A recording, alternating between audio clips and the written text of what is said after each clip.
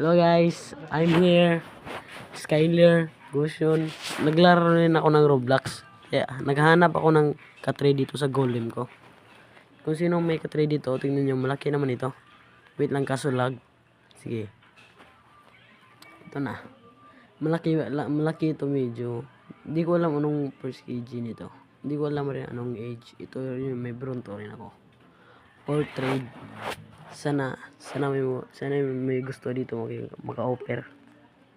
Paki-comment na lang kung ano meron sa inyo. Need ko rin ng tokens.